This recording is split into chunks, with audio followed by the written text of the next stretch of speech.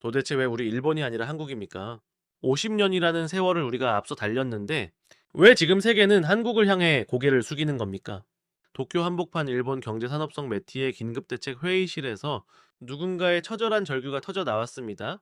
회의실을 가득 채운 고위 관료 12명의 시선이 일제히 대형 스크린으로 향했습니다. 그곳에는 미 정찰 위성이 포착한 한반도 남단에 소름 끼치는 영상이 떠 있었습니다.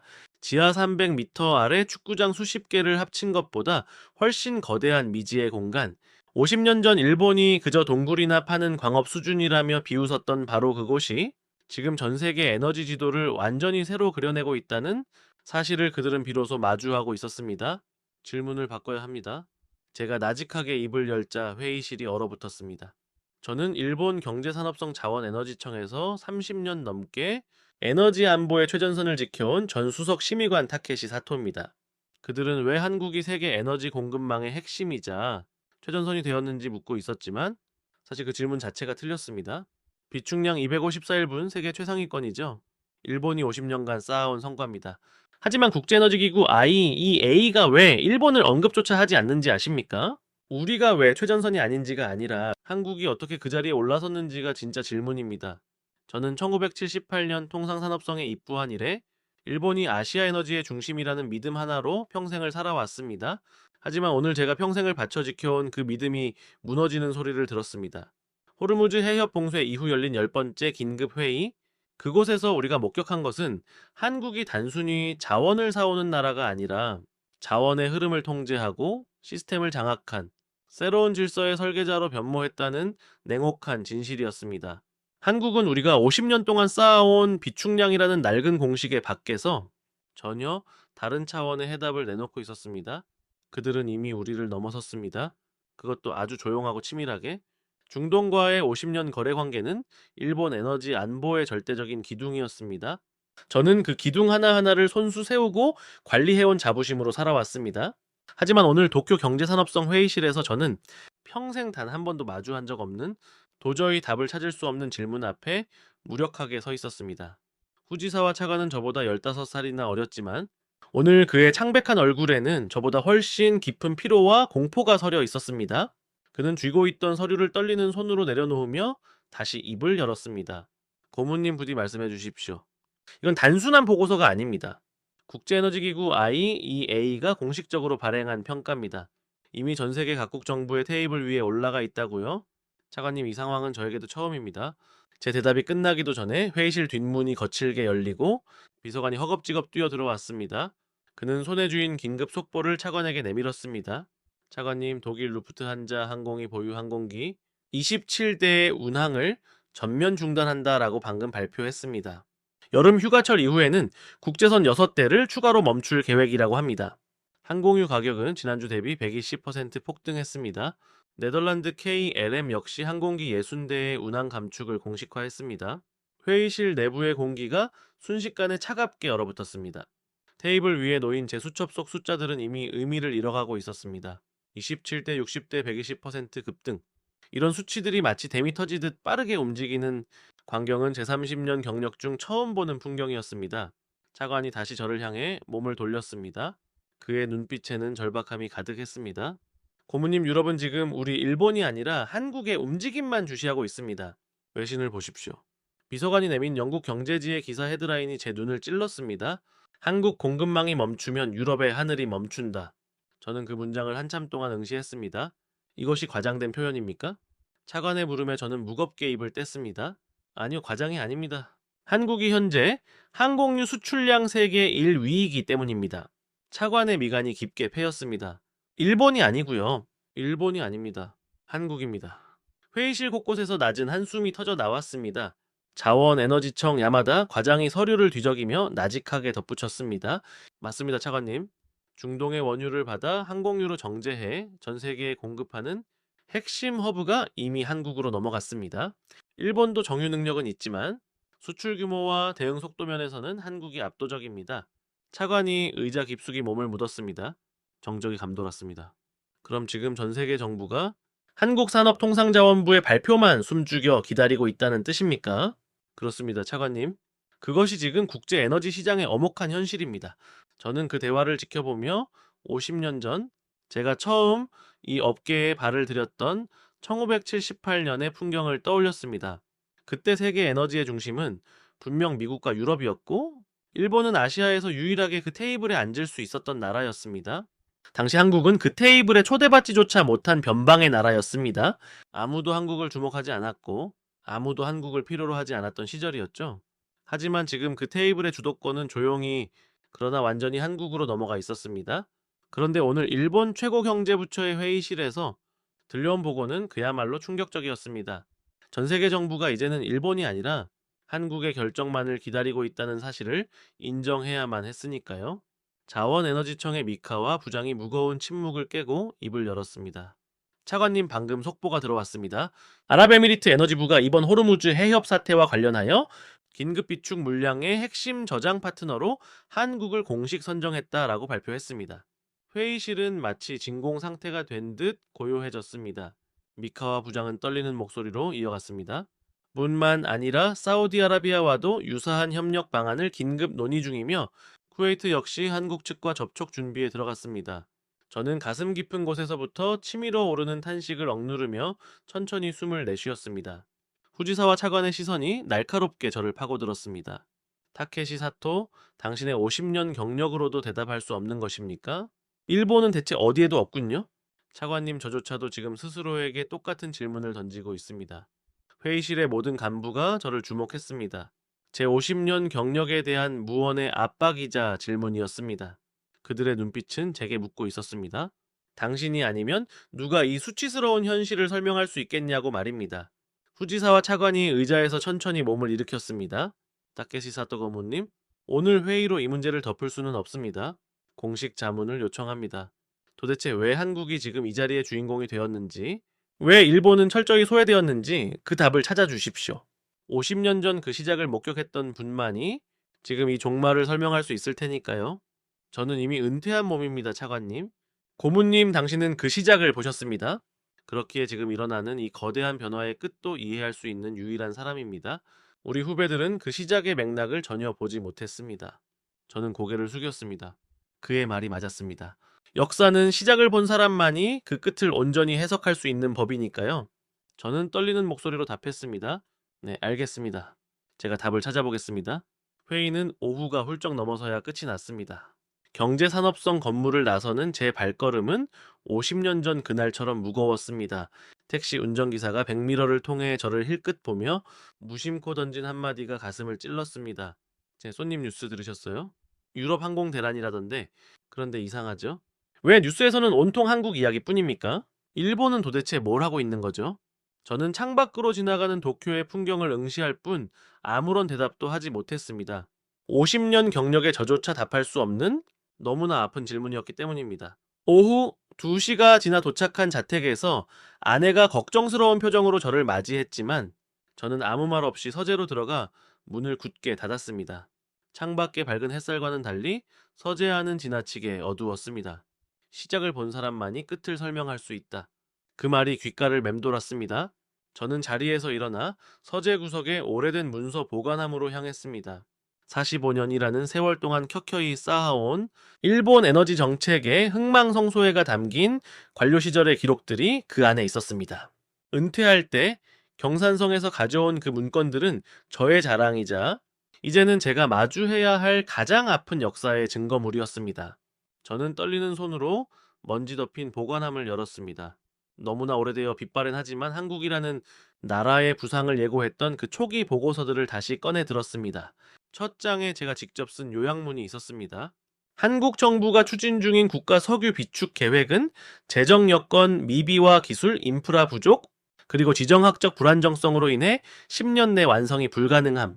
일본 정부는 이 계획에 실무적 협력을 제공할 실익이 없음. 저는 그 문단을 2번 읽었습니다. 그리고 고개를 들어 요시다를 바라봤죠. 요시다 과장, 이걸 내가 쓴 게 맞나? 맞습니다, 선배님. 1981년 4월 17일자입니다. 그때 선배님이 29살이셨죠? 저는 잠시 숨을 골랐습니다. 29살 통산성 자원에너지부 과장보 시절 타자기 앞에 앉아 이 문단을 작성하던 순간이 떠올랐습니다. 상사에게 이 보고서를 제출하며 가졌던 그 근거 없는 자신감이 지금은 가시가 되어 돌아왔습니다. 요시다 과장 당시 상황을 기억하는가? 선배님, 저는 그때 태어나지도 않았습니다. 아, 그렇지. 당연한 일이었지. 45년이나 지난 일이니까. 그럼 내가 이야기해보지. 1981년에 한국은 어떤 나라였는지 들려주시면 감사하겠습니다. 저는 파일을 내려놓고 창밖을 바라봤습니다. 그때 한국은 군사정권 시절이었네. 1인당 국민소득이 우리 일본의 10분의 1도 안 됐어. 두 번의 석유파동으로 경제는 완전히 무너졌고 주유소마다 기름을 구하려는 시민들이 줄을 서 있었지. 그 상황에서 한국 정부가 석유 비축 사업을 시작했다는 거군요. 그렇지. 1980년 6월부터 400만 배럴 규모의 비축 시설을 짓겠다고 했지. 그리고 우리 일본 경산성에 협력 요청을 보냈어. 일본이 협력했습니까? 안 했네. 내가 이 보고서를 써서 올렸거든. 저는 다시 파일을 펼쳐 맨 뒷장의 결론을 가리켰습니다. 일본 정부는 이 계획에 실무적 협력을 제공할 실익이 없음. 이 한 줄 때문에 한국은 일본 없이 홀로 시작했네.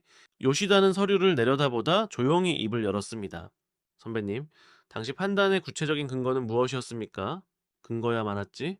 한국은 재정이 부족했고 지하 안반 동굴에 원유를 저장하는 기술조차 없었어. 게다가 군사정권의 미래도 불투명했지. 하지만 한국은 그걸 다 넘었더군. 저는 창가로 걸어갔습니다. 도쿄의 아침 햇살이 서재 안으로 쏟아졌습니다. 요시다 과장, 지금 한국의 비축 시설 규모가 얼마인지 아는가? 현재 9개 기지를 운영 중이며 총 저장 용량이 1억 4,600만 배럴입니다. 저는 그 숫자를 듣는 순간 테이블 모서리를 꽉 잡았습니다. 1억 4,600만 배럴이라고? 예, 선배님.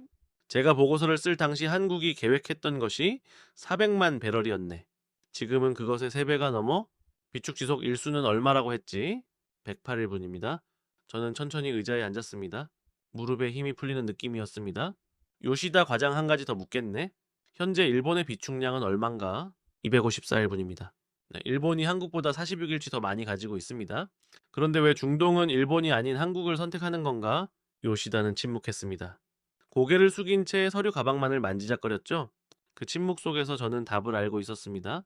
우리가 50년 동안 쌓아온 비축량은 단순히 보관하는 양이었지만 한국이 쌓아온 것은 세상이 필요로 할 때 즉시 움직이는 시스템이었기 때문입니다. 선배님, 사실 경산성 내부에서도 이 현상을 납득하지 못하고 있습니다. 자원에너지청의 미카와 부장이 곤혹스러운 표정으로 입을 열었습니다. 비축량도 기술력도 수치상으로는 여전히 일본이 앞섭니다. 그런데 국제에너지기구 IEA의 보고서도 산유국의 선택도 유럽 항공사들의 눈길도 전부 한국을 향해 있습니다. 우리가 놓치고 있는 무언가가 분명히 있습니다. 저는 손가락으로 45년 전 제가 작성했던 그 보고서의 문단들을 천천히 짚어 내려갔습니다. 요시다 자네는 내가 45년 전에 한국을 어떻게 평가했다고 생각하나? 요시다는 파일을 넘기며 페이지를 응시하다가 나직하게 대답했습니다. 선배님, 이 보고서는 한국을 철저히 숫자로만 기록하고 있군요. 재정기술, 정치적 안정성, 모든 것이 메마른 수치일 뿐입니다. 메이진, 당시 나는 한국을 그저 숫자의 틀 안에 가두고 평가했지. 그런데 지금 자네가 보지 않나? 숫자는 여전히 일본이 높지만 정작 세계는 한국을 선택했어. 결국 정답은 숫자 너머에 있다는 뜻 아니겠나? 39살 젊은 관료의 눈빛이 오늘따라 유독 깊고 서늘하게 느껴졌습니다. 그렇습니다, 선배님. 답은 분명 숫자 바깥에 있습니다. 저는 파일을 덮고 깊은 눈을 감았습니다. 45년 전 제가 굳게 믿었던 재정기술, 정치라는 불변의 법칙들이 사실은 한국이라는 거대한 변수 앞에서 산산이 무너져 내리고 있었습니다. 요시다 과장, 내가 결심이 섰네. 도쿄에서는 더 이상 답을 찾을 수 없어. 요시다가 눈을 크게 떴습니다. 선배님, 직접 한국에 가시겠다는 겁니까? 그래, 내 눈으로 직접 확인해야겠어. 내 신념을 정면으로 뒤집어 놓은 그 실체를 말이야. 그날 오후 요시다는 다급한 목소리로 전화를 걸어왔습니다. 한국산업통상자원부 이상현 정책관이 저를 기다리고 있다는 소식이었습니다. 심지어 그들은 제가 45년 전 작성한 그 보고서의 존재까지 알고 있었습니다. 수화기를 든 손이 덜덜 떨렸습니다. 선배님, 한국 측에서 내일 인천공항으로 초청하겠다고 합니다. 전화를 끊고 창밖을 내다보니 도쿄의 오후가 저물어 가고 있었습니다. 내일이면 저는 제가 평생 비웃고 무시했던 그 나라의 땅을 밟게 될 것입니다. 그리고 그곳에서 저를 기다리는 사람들이 이미 제 이름을 알고 있다는 사실은 묘한 두려움을 불러일으켰습니다. 다음날 새벽 하네다 공항으로 향하는 차 안에서 저는 깊은 상념에 잠겼습니다. 아내가 현관까지 나와 배웅했지만 저는 평생 이렇게 다급하게 해외로 떠난 적이 없었습니다. 45년이라는 세월을 돌아 비로소 제가 배척했던 그 진실의 중심부로 향하고 있었습니다. 자, 경산성 관료 시절부터 저는 어떤 출장이든 몇 주 전부터 완벽하게 준비하는 사람이었습니다. 하지만 이번만은 달랐습니다. 45년 전 한국의 미래를 오판했던 제 젊은 날의 보고서가 다시 수면 위로 떠올랐다는 사실에 마음이 무거웠습니다. 아내는 말없이 제 가방을 챙겨주었습니다. 50년을 함께한 세월은 굳이 설명하지 않아도 서로의 깊은 근심을 이해하게 해주었죠. 한해다 공항 출국장에서 기다리고 있던 요시다 과장은 끝까지 저를 혼자 보내는 것을 불안해했습니다. 선배님 한국 측에서 선배님을 기다리고 있었다고 했다니 그게 마음에 걸립니다. 45년 전의 내부 문서를 그들이 어떻게 알고 있는 겁니까? 저 역시 같은 의문을 품고 있었습니다. 그 문서는 경산성 내부의 기밀이었으니까요. 요시다 제인 말리마이네. 나도 그 점이 도무지 이해가 안 돼. 저는 그에게 무슨 일이 생기면 바로 연락하겠다는 약속을 남기고 비행기에 올랐습니다. 구름 아래로 사라지는 도쿄를 내려다보며 저는 50년 동안 쌓아 올린 제 경력이 무너지는 소리를 듣는 것 같았습니다. 2시간 30분 뒤 비행기는 인천공항에 착륙했습니다. 입국장을 빠져나오자 한국어와 일본어로 제 이름이 적힌 피켓을 들고 있는 중년 남성이 보였습니다. 모리타 켄지 선생님 환영합니다. 한국산업통상자원부 자원산업정책관 이상현입니다. 그는 50대 중반쯤 되어 보였는데 한국 관료답지 않게 아주 유창한 일본어를 구사했습니다. 이상현 정책관님 일본어가 정말 완벽하시군요. 그러자 그는 미소 지으며 대답했습니다. 도쿄대 대학원 시절 선생님의 강의를 들은 적이 있습니다. 90년대 중반 제가 교환연구원으로 있을 때였죠. 저는 순간 멈칫했습니다. 90년대 중반 저는 그저 흔한 과장급 관료였고 수많은 학생 중 하나였을 그를 전혀 기억하지 못했습니다. 기억하지 못해서 죄송합니다. 그러자 이상현 정책관은 의미심장한 미소를 지으며 말했습니다. 기억하실 필요 없습니다. 제가 선생님을 기억하고 있으니까요. 그의 미소 뒤에 감춰진 묘한 기운은 반가움보다는 오랫동안 누군가를 기다려온 사람의 차분한 확신에 가까웠습니다. 선생님 서울로 모시겠습니다. 준비된 일정이 있습니다.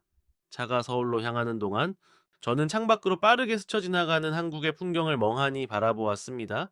45년 전 제가 한국 땅을 밟아본 적도 없으면서 통계 자료만 보고 실현 불가능이라 낙인 찍었던 그 나라가 지금 제 눈앞에서 고속도로와 고층 건물들이 숲을 이루며 역동적으로 팽창하고 있었습니다. 제 보고서가 가두려 했던 그 나라의 미래가 이미 제 상상을 훨씬 뛰어넘어 현실이 되어 있었습니다. 어느덧 차창 밖으로 펼쳐지는 풍경이 도쿄의 그것과 크게 다르지 않다는 사실을 깨달았습니다. 아니 오히려 더 생동감 넘치고 새로웠습니다. 저는 참지 못하고 운전석의 이상현 정책관에게 물었습니다. 이 정책관님 한국 측에서는 제가 올 것을 어떻게 그렇게 확신하고 있었습니까? 그가 룸미러로 저를 슬쩍 바라보았습니다. 선생님, 저희가 선생님을 기다린 것은 어저늘의 일이 아닙니다. 그의 말에 저는 숨을 멈췄습니다. 그게 대체 무슨 뜻인지 묻고 싶었지만 그는 호텔에 도착해서 차분히 말씀드리겠다며 말을 돌렸습니다. 하지만 저는 물러서지 않았습니다. 한국의 에너지 관료들 사이에서 1981년 그 보고서는 이미 전설처럼 내려오는 유명한 문서라는 사실을 듣게 되었습니다. 그 보고서를 쓴 일본 관료의 이름이 바로 선생님이셨습니다. 저는 고속도로 위로 빠르게 솟아오르는 아침 해를 마주했습니다. 그 햇빛이 제 눈을 찌르는 듯 했습니다. 그래서 한국 공무원들은 저를 어떻게 기억하고 있습니까? 한참의 침묵 끝에 그가 낮은 목소리로 대답했습니다. 네, 선생님을 기억하는 게 아닙니다. 선생님이 쓰신 그 결론을 기억하는 겁니다. 일본이 안 된다고 했던 그 계획을 우리 힘으로 해낸 것, 그것이 바로 한국 에너지 정책사의 출발점이자 우리를 지탱하는 자부심입니다. 자, 저는 고개를 숙였습니다. 형이증이 이렇습니다. 혹시나 하는 마음에 물었습니다. 그럼 저를 왜 초청하신 겁니까? 복수를 위해서입니까? 이상현 정책관이 처음으로 소리내어 웃었습니다. 선생님 한국은 이제 그런 낡은 감정으로 움직이는 나라가 아닙니다. 선생님께서 직접 보셔야 하기 때문입니다. 45년 전 선생님께서 비현실적이라 판단하셨던 그 계획이 오늘날 어떤 모습으로 살아 움직이는지를요. 그리고 일본이 다시 세계 에너지판에서 길을 잃지 않으려면 선생님의 입을 통해 그 진실을 들어야만 합니다. 저는 가슴속 깊은 곳에서 무언가가 무너져 내리는 소리를 들었습니다. 그들은 저를 복수의 대상으로 부른 것이 아니었습니다. 일본이 놓쳐버린 50년의 시간을 똑똑히 증언할 수 있는 유일한 증인으로 세우려 한 것이었습니다. 차가 서울 시내로 들어섰습니다. 창밖으로 유유히 흐르는 한강과 그 건너편에 빽빽하게 솟은고층 빌딩 숲이 보였습니다. 45년 전 저는 무엇을 놓쳤던 것일까? 서류 속의 숫자만 보고 그 안에 담긴 의지와 결단을 보지 못했던 내 오만함이 그제야 뼈저리게 느껴졌습니다. 오전 11시 호텔에 도착했습니다. 이상현 정책관은 체크인을 돕고 나서 내일 아침 8시에 울산으로 향할 것이라고 일러주었습니다. 한국 석유 비축 사업의 심장부인 울산. 45년 전 제가 종이 위에 붉은 도장을 찍어 사형을 선고했던 그 계획이 지금은 거대한 실체로 울산에 존재하고 있다는 사실이 믿기지 않았습니다. 호텔 방에 홀로 올라와 창가에 섰습니다. 가방에서 요시다 과장이 건네준 1981년 보고서 파일을 꺼냈습니다. 테이블 위에 내려놓은 그 낡은 서류는 마치 어제 한국의 미래를 지워버렸던 제 과오를 비웃는 것만 같았습니다. 내일이면 저는 울산으로 갑니다. 숫자 너머에 대체 무엇이 있기에 한국을 이토록 강하게 만든 것인지 저는 이제 그 답을 정면으로 마주해야만 합니다. 창가 테이블 위에 놓인 45년 전의 보고서를 저는 오랫동안 응시했습니다. 그날 종이 한 장으로 한국의 미래를 지워버렸던 저의 오만함이 선명하게 떠올랐습니다. 하지만 오늘 지워졌던 그 미래가 저를 직접 초청했습니다. 내일 저는 울산으로 갑니다. 제가 45년 전 외면했던 그리고 놓쳐버렸던 그 무언가를 마주하기 위해서 말입니다. 숫자 너머에 대체 무엇이 있기에 한국을 이토록 강하게 만들었는지 저는 아직 알지 못했습니다. 창밖으로 서울의 해가 중천에 떠올랐습니다. 저는 그 눈부신 햇살을 받으며 나지막이 읊조렸습니다. 이제 시작이군. 다음 날 아침 8시 로비로 내려가자 이상현 정책관이 기다리고 있었습니다. 그의 곁에는 처음 보는 건장한 체격의 남자가 서 있었습니다. 선생님, 오늘 울산을 안내해드릴 한국석유공사 비축사업본부장 박정호입니다. 박정호 본부장은 강렬한 햇볕에 그을린 얼굴로 정중하게 고개를 숙였습니다. 모리타 선생님 뵙게 되어 영광입니다. 영광이라니요, 오히려 제가 송구할 따름입니다. 우리는 곧장 김포공항으로 향했습니다. 울산행 비행기가 이미 대기 중이었습니다. 제가 한국에 도착하기도 전에 이 모든 일정이 빈틈없이 준비되어 있었다는 사실에 다시 한번 혀를 내둘렀습니다. 비행기에 오르자 박정호 본부장이 제 옆자리에 앉아 오늘 일정을 간략히 설명했습니다. 네, 오전에는 울산 지하 비축기지를, 오후에는 인근 정유 클러스터를 둘러보실 겁니다. 저녁에는 현장 실무자들과 식사 자리가 마련되어 있습니다. 지하 비축기지라니요? 한국은 비축 시설을 주로 지하에 건설하는 겁니까? 지상 탱크 방식이 주류인 일본과는 정반대의 방식이었습니다. 지하 비축은 기술적으로 훨씬 까다롭고 비용도 막대한데 말입니다. 이유를 묻자 그는 현장에서 직접 보시면 자연스럽게 이해하실 겁니다. 라고 짧게 답하며 미소 지었습니다. 1시간 뒤 비행기는 울산공항에 내렸습니다. 공항 밖으로 나오자 짙은 바다 내음과 함께 산업도시 특유의 활기찬 공기가 밀려왔습니다. 차를 타고 30분 정도 달리자 창밖으로 정유공장, 석유화학공장, 그리고 조선소들이 끝도 없이 이어졌습니다. 과연 한국 산업의 심장다웠습니다. 차가 산 입구 보안 검문소 앞에 멈춰 섰습니다. 철제문 너머로 깔끔하게 닦인 도로가 산 안쪽으로 길게 뻗어 있었습니다. 선생님, 여기가 울산 지하 비축기지 정문입니다. 산 속에 있는 겁니까? 정확히는 산 아래 지하 깊은 곳에 있습니다. 차는 산 안쪽으로 완만하게 내려가는 도로를 따라 5분쯤 들어갔습니다. 이윽고 거대한 어둠의 입구 검은 터널이 나타났습니다. 사람 키의 수십 배는 좋게 되어 보이는 압도적인 높이였습니다. 차에서 내린 저는 터널 입구 옆벽에 새겨진 글자를 보고 숨을 멈췄습니다. 한국석유공사 울산 지하 비축기지 1979년 착공. 1979년이라니. 제가 그 보고서를 쓰기 불과 2년 전이었습니다. 그때 한국은 이미 미래를 향해 공사를 시작하고 있었던 것입니다. 그런데도 저는 불과 2년 뒤 재정 미비와 기술 부족을 이유로 그들의 모든 가능성을 봉쇄해 버렸습니다. 저는 그 숫자를 멍하니 바라보며 우리가 놓쳐버린 45년의 무게를 실감하고 있었습니다. 1979년 제가 그 보고서를 쓰기 불과 2년 전 한국은 이미 이 거대한 공사를 시작하고 있었습니다.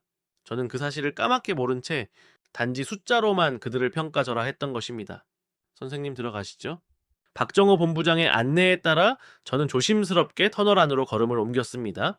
조명등이 바닥을 따라 끝없이 이어진 터널 속으로 들어갈수록 공기는 지상과는 비교할 수 없을 만큼 서늘하고 쾌적했습니다. 본부장님, 이 터널은 얼마나 깁니까? 선생님, 이 터널은 아주 일부일 뿐입니다. 우리는 지금 산 깊숙한 곳에 있는 지하 동굴로 향하고 있습니다. 전체 시설은 지하 100m 아래 수백 개의 동굴로 이루어져 있습니다. 저는 발걸음을 멈추었습니다. 수백 개의 동굴이라니요? 그 안을 전부 원유로 채웠다는 말씀입니까? 박정호 본부장은 그저 담담하게 고개를 끄덕였습니다. 그의 얼굴에는 자만심이나 과실하고는 전혀 없었습니다. 하지만 그 고요한 담담함이 오히려 제 심장을 더 거세게 압박해 왔습니다. 터널을 10여 분 더 걸어 거대한 철문이 열리는 순간 저는 숨을 멈추고 말았습니다. 눈앞에 펼쳐진 광경은 인간이 만든 공간이라기보다는 마치 거대한 지하신전 같았습니다. 3, 40m가 넘는 천장과 끝이 보이지 않는 폭, 그 아래 둥근 탱크들이 파이프와 얽혀 장엄한 자태를 뽐내고 있었습니다. 네, 여기가 메인 저장 구역 중 하나입니다. 한 동굴의 저장 용량만 수백만 배럴이죠. 이런 동굴이 수백 개나 있습니다. 전체 용량이 총 1억 4,600만 배럴. 일본의 어떤 단일 비축 기지도 이만한 규모를 가진 곳은 없었습니다.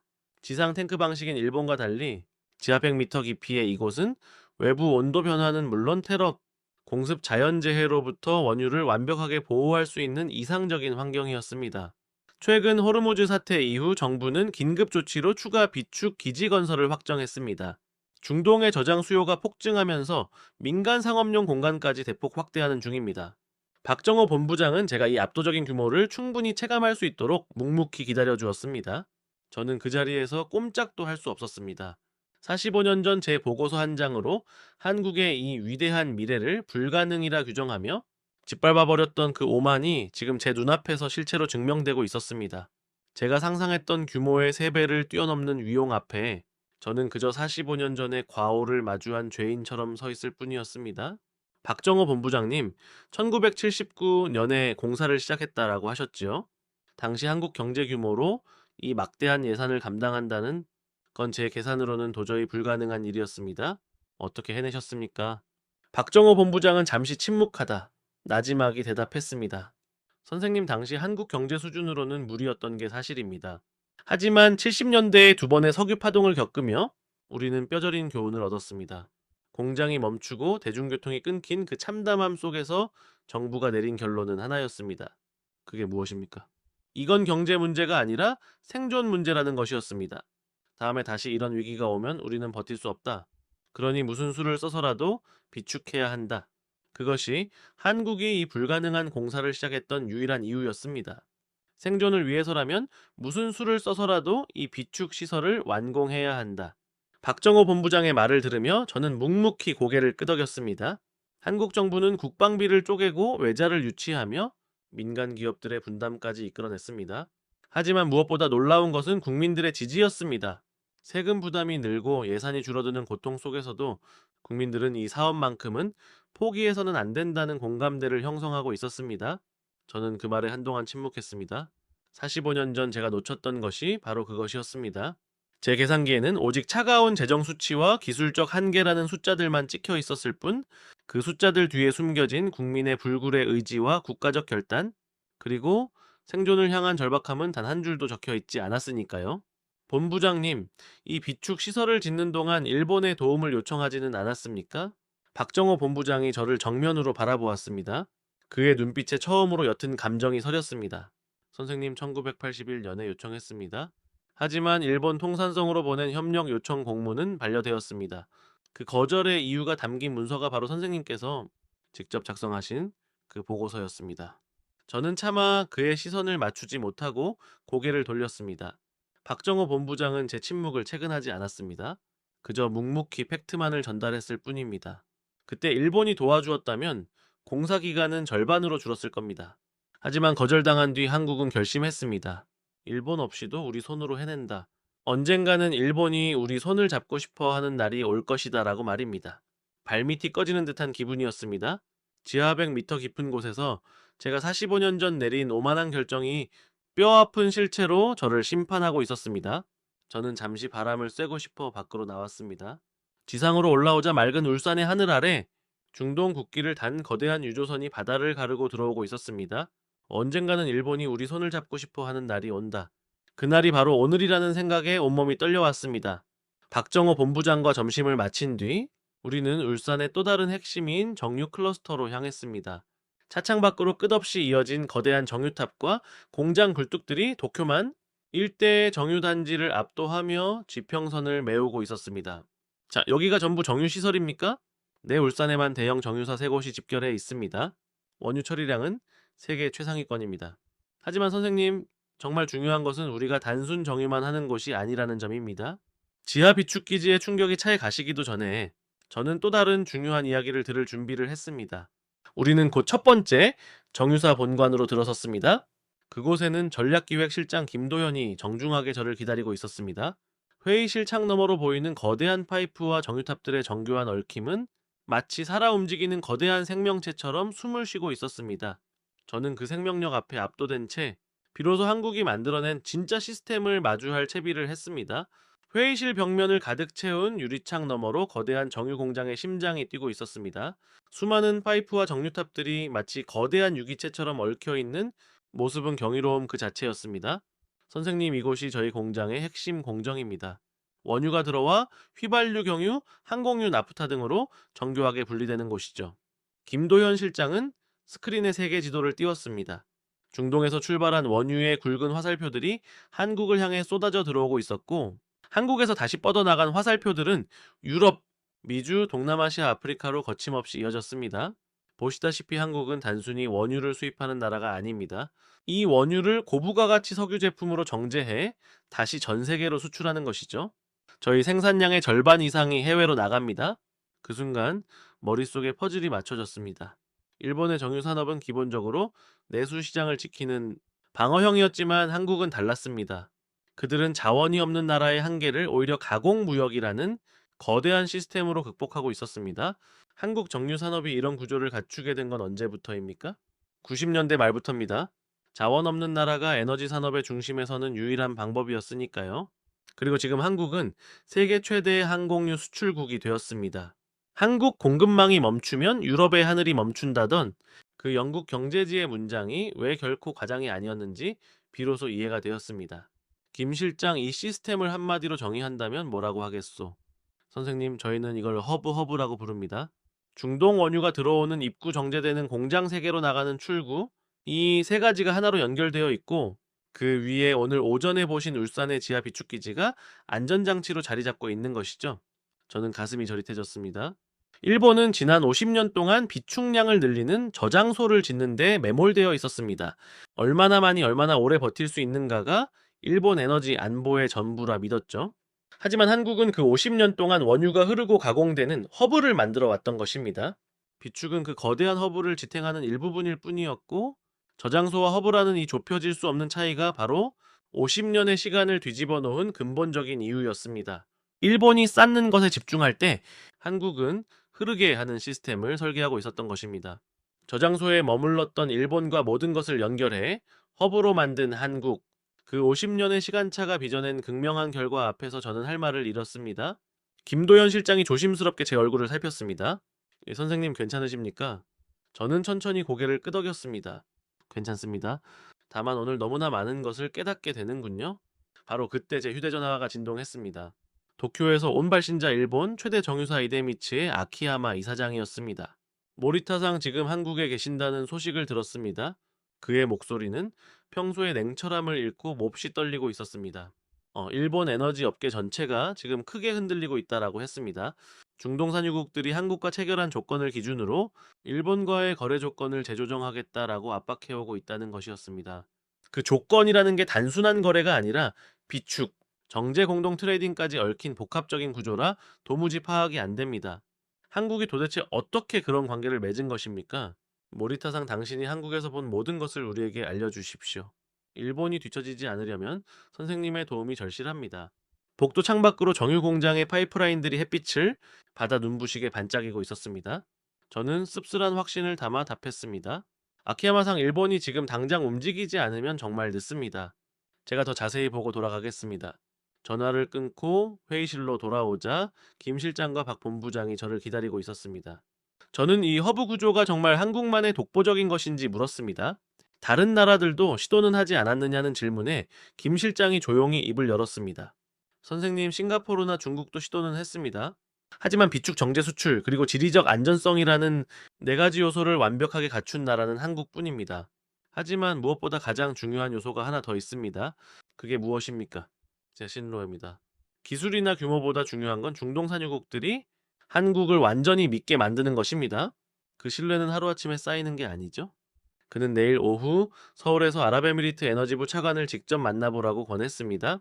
제 머릿속에 30년 지기이자 아랍에미리트 에너지 정책의 핵심 인물인 알마흐리 차관의 이름이 스쳐 지나갔습니다. 심장이 서늘하게 내려앉았습니다. 한국이 단순히 경제적 파트너를 넘어 산유국들의 신뢰를 얻은 동반자가 되었다는 사실을 저는 내일 알마흐리의 입을 통해 직접 확인해야만 할 것 같습니다.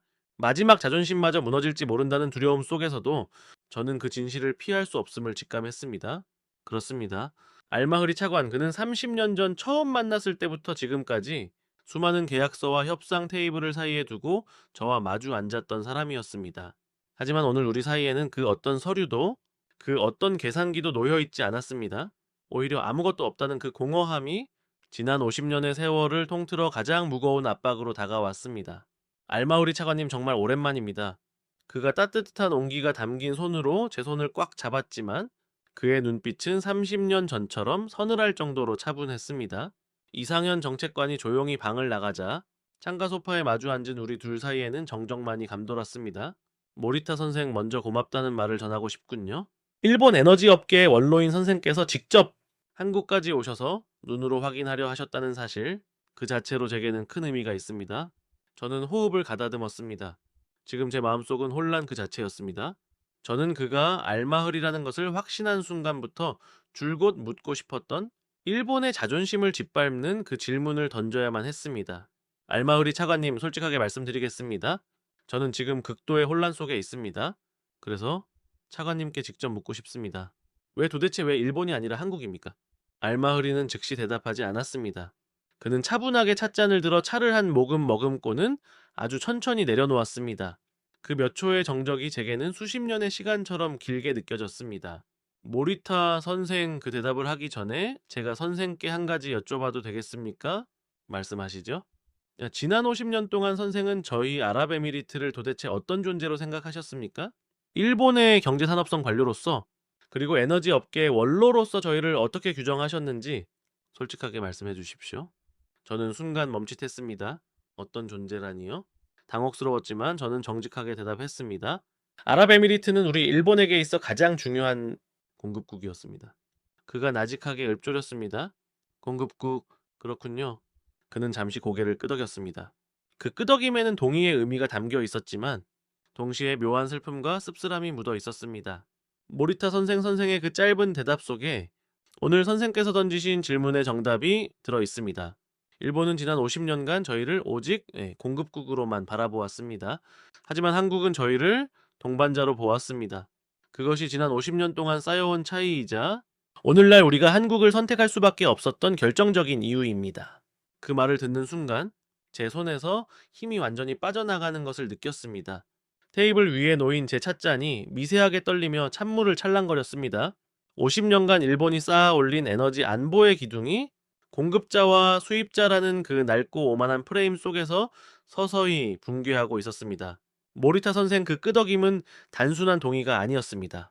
일본이 지난 반세기 동안 저희를 바라보던 시선에 대한 아쉬움이자 슬픔이었죠. 알마흐리 차관의 목소리는 차분했지만 그 안에는 50년의 세월이 켜켜이 쌓여 있었습니다. 지난 30년 우리는 수많은 회의를 함께 했습니다. 그때마다 우리의 논제는 항상 가격, 물량 공급 기한, 그리고 품질이었습니다. 선생께서는 그것이 거래의 기본이라고 생각하셨겠지요? 하지만 한국 관료들이 저희에게 처음 던진 질문은 완전히 달랐습니다. 당신들이 지금 무엇이 가장 필요한가요? 라는 질문이었죠. 저는 그 말을 곱씹었습니다. 30년의 경력 속에서 단 한 번이라도 상대의 필요를 먼저 물어본 적이 있었나? 기억을 더듬어 보았지만 그저 공급국으로서의 의무만을 요구했던 제 모습만 떠올랐습니다. 모리타 선생, 아랍에미리트는 산유국이지만 정유와 물류 같은 인프라는 부족했습니다. 일본은 저희에게 원유 공급만을 요구하며 그 약점을 우리 스스로 해결하라는 태도였지요. 하지만 한국은 달랐습니다. 한국은 저희의 약점을 함께 풀겠다고 제안했습니다. 그제야 울산의 김도현 실장이 말했던 허브의 의미가 온몸으로 이해되었습니다. 한국은 단순히 원유를 사고 파는 거래를 넘어 산유국의 원유를 저장해주고 대신 판매해주며 가격 변동의 위험까지 함께 짊어지는 대등한 동업을 제안했던 것입니다. 처음엔 믿지 못했습니다. 자원거래의 세계에서 수입국이 공급국에게 그런 제안을 하는 것은 상상조차 할 수 없었으니까요.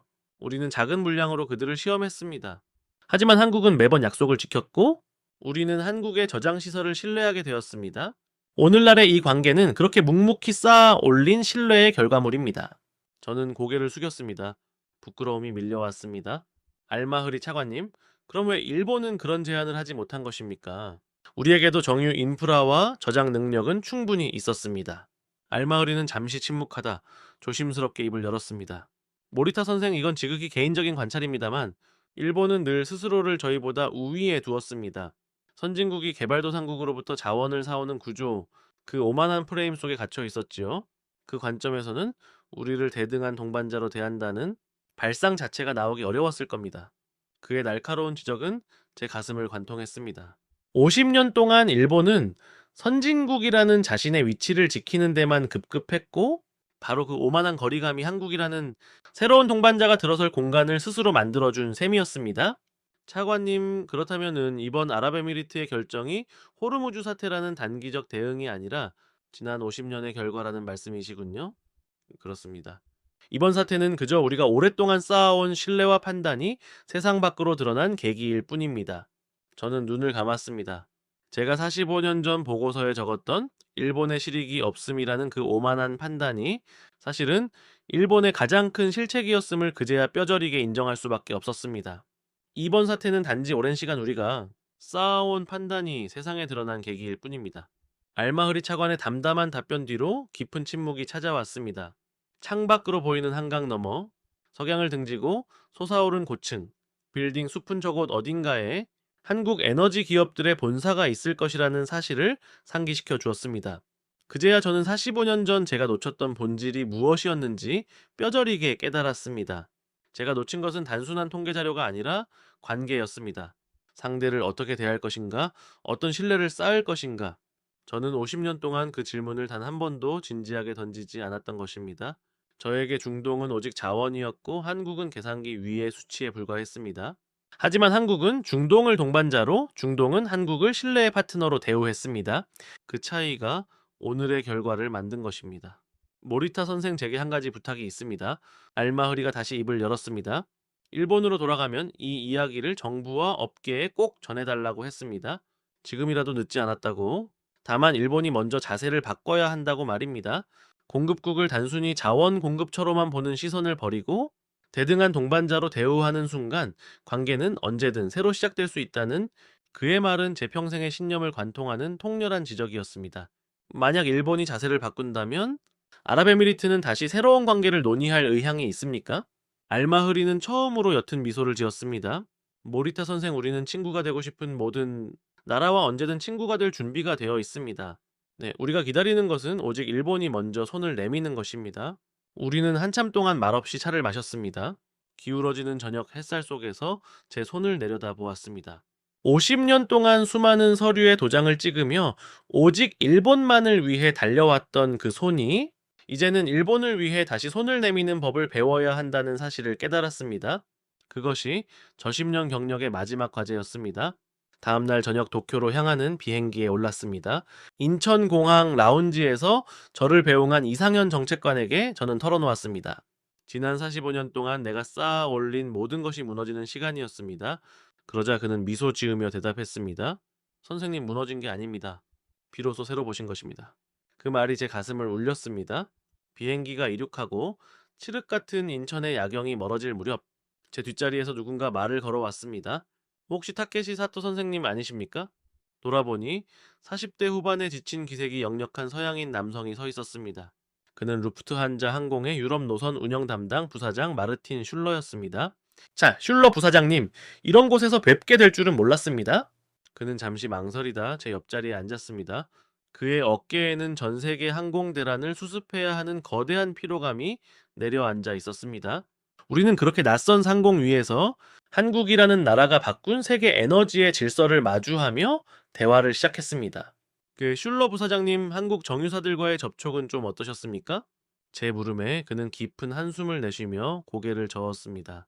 한국 정유사들은 긴급 요청을 수락하긴 했지만 그것이 단순히 기존 계약 물량을 돌리는 것이 아니라 자국의 안보를 담보하는 비축분에서 떼어내는 구조였다고 했습니다. 그 대가로 한국이 요구한 것은 장기 공급 계약의 조건 재조정. 유럽의 항공사들은 울며 겨자 먹기로 그 조건을 받아들일 수밖에 없었다고 털어놓았습니다. 일본 쪽에는 접촉해보지 않으셨습니까? 제 질문에 그는 씁쓸하게 웃었습니다.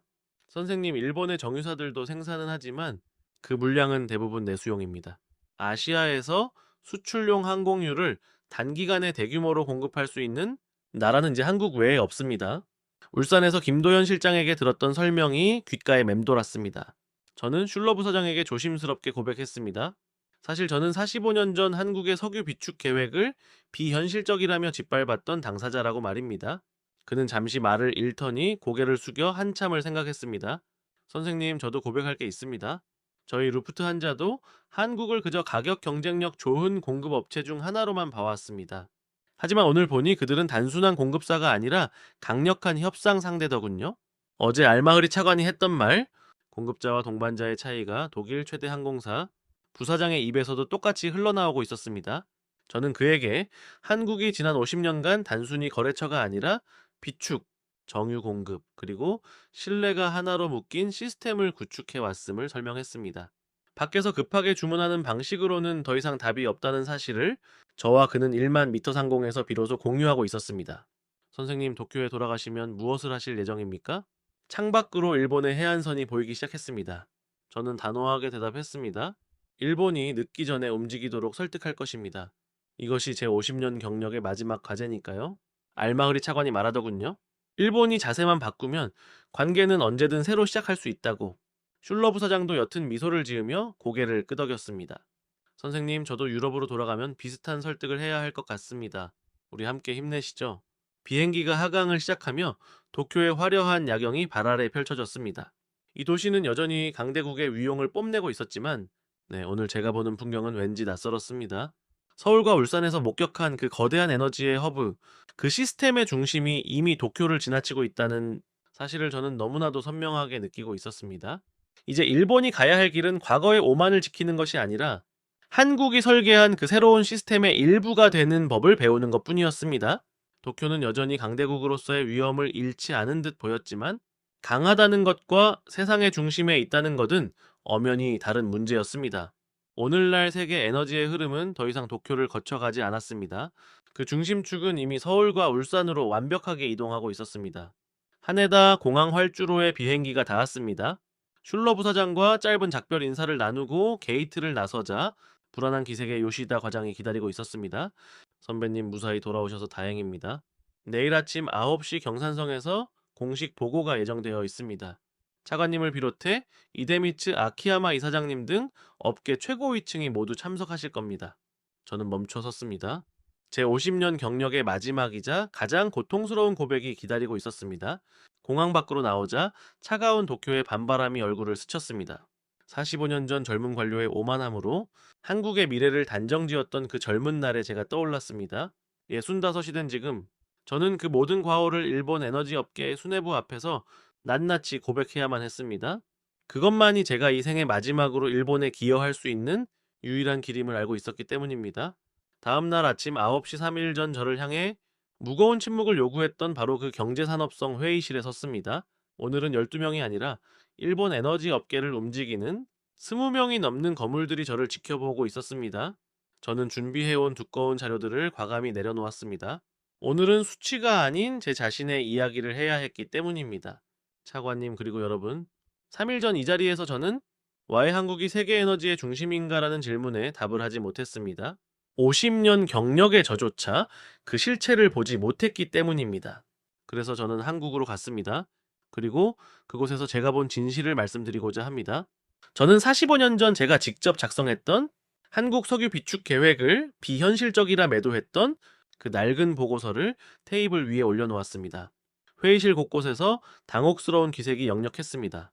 저는 울산 지하 100m 아래에서 제가 45년 전 펜 끝으로 지워버렸던 그 계획이 3배 이상의 규모로 실현되어 있는 것을 보았습니다. 수치로만 보면은 우리의 비축량이 여전히 앞서 있을지 모릅니다. 하지만 왜 중동은 한국을 선택하고 왜 유럽은 한국의 입을 쳐다보고 있을까요? 제가 찾은 답은 3가지입니다. 저는 손가락 하나를 조용히 들어 올렸습니다. 첫째 저장소가 아니라 허브이기 때문입니다. 지난 50년 동안 일본이 얼마나 많이 쌓을 것인가를 고민하며 정적인 저장소를 만드는 데 집중할 때 한국은 얼마나 잘 움직일 것인가를 고민하며 비축과 정유, 수출이 유기적으로 연결된 동적인 허브 구조를 완성했습니다. 회의실의 공기가 무겁게 가라앉았습니다. 아키야마 이사장은 굳은 표정으로 제 말에 귀를 기울였습니다. 저는 멈추지 않고 이제는 더 이상 부정할 수 없는 한국의 거대한 실체를 향해 나아갔습니다. 울산이 그 시스템의 심장입니다. 중동의 원유가 들어와 한국에서 정제되고 고부가 가치 제품이 되어 전 세계로 뻗어나갑니다. 한국의 항공유 수출량이 세계 1위인 이유는 그 유기적인 흐름 덕분입니다. 아키야마 이사장은 굳은 표정으로 고개를 끄덕였습니다. 그는 이미 자신의 회사인 이데미츠가 한국의 정유 클러스터 앞에서 얼마나 거대한 벽을 느끼고 있는지 실감하고 있는 듯 했습니다. 저는 손가락 2개를 들어 올렸습니다. 둘째 공급자가 아니라 동반자입니다. 어제 서울에서 만난 알마흐리 차관이 제게 확인해 주었습니다. 일본은 지난 50년 동안 그들을 오직 원유를 공급하는 공급국으로만 대우했습니다. 하지만 한국은 달랐습니다. 그들은 중동 산유국에 원유를 우리 저장 시설에 맡겨라. 우리가 당신들을 대신해 세계 시장에 팔아주겠다. 가격 변동의 위험도 함께 나누겠다고 제안했습니다. 이것은 거래가 아니라 동업이었습니다. 회의실의 공기가 팽팽해졌습니다. 에너스 대표가 낮은 목소리로 물었습니다. 한국이 정말 그 약속을 끝까지 지켰습니까? 네, 지켰습니다. 그들은 50년 동안 단 한 번의 신뢰도 저버리지 않았습니다. 오늘날 한국을 선택한 산유국들의 결정은 반세기에 걸친 신뢰의 축적물입니다. 저는 마지막으로 손가락 3개를 펼쳤습니다. 네, 셋째 거래처가 아니라 시스템입니다. 도쿄로 오는 비행기 안에서 만난 루프트한자 부사장의 말이 잊히지 않습니다. 그들은 한국을 가격 경쟁력 좋은 거래처로만 생각했지만 정작 위기가 닥치자 한국은 대등한 협상 상대가 되어 있었습니다. 비축과 정유 공급과 신뢰가 하나의 시스템으로 묶여 있기에 가능한 일입니다. 이제 밖에서 급하게 주문하는 방식으로는 어떤 자원도 얻을 수 없습니다. 후지사와 차관이 천천히 자리에서 일어났습니다. 그의 눈빛은 3일 전과는 완전히 달라져 있었습니다. 모리타 고문, 그럼 우리 일본은 이제 어떻게 해야 합니까? 저는 그를 정면으로 응시했습니다. 차관님, 알마흐리 차관이 제게 남긴 마지막 말입니다. 일본이 자세만 바꾸면 관계는 언제든 새로 시작할 수 있다. 다만 먼저 손을 내밀어야 한다. 우리가 중동을 동반자로 대우하고 한국이 만든 시스템과 어떻게 연결될지를 고민해야 합니다. 늦지 않았습니다. 그러나 내일부터가 아닙니다. 지금 이 순간부터 시작해야 합니다. 아키야마 이사장도 자리를 박차고 일어났습니다. 그와 저의 시선이 허공에서 마주쳤습니다. 모리타상 정말 지금 시작하면 늦지 않은 것입니까? 저는 잠시 눈을 감았다가 다시 떴습니다. 50년 전 제 오만이 시작되었던 이 자리에서 저는 마지막으로 일본의 미래를 위해 확신에 찬 대답을 던졌습니다. 늦지 않았습니다. 다만 과거의 방식을 버려야만 가능합니다. 회의실은 술렁거리기 시작했습니다. 차관은 무언가를 다급히 메모하기 시작했고 업계 대표들은 서로의 눈을 보며 비장한 표정을 지었습니다. 저는 단상에서 내려와 경산성 건물을 빠져나왔습니다. 도쿄의 봄 햇살이 제 얼굴을 비쳤습니다. 50년 전 자신감 넘치는 26살의 청년이 이 건물의 문을 처음 열었을 때의 기억이 스쳐 지나갔습니다. 그때 저는 제 판단이 세상의 전부라고 믿었습니다. 하지만 65이 되어 돌아온 지금 저는 제 판단이 틀렸음을 고백하는 것으로 제 인생의 마지막 과제를 마쳤습니다. 그것만으로도 충분했습니다. 늦었지만 이제 일본도 비로소 진짜 세상을 향해 눈을 뜰 준비를 하고 있었습니다.